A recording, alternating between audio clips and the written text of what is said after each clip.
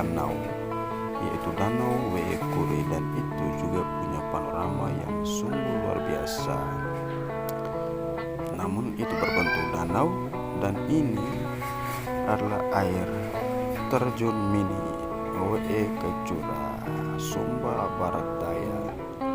Andaikan teman-teman berkunjung ke Kabupaten Sumba Barat Daya, jangan lupa mampir di tempat ini ya, dan tempat-tempat lainnya.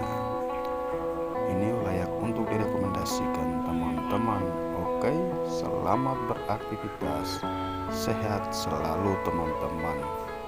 Jangan lupa like, comment, share, dan subscribe ya teman-teman. Terima kasih.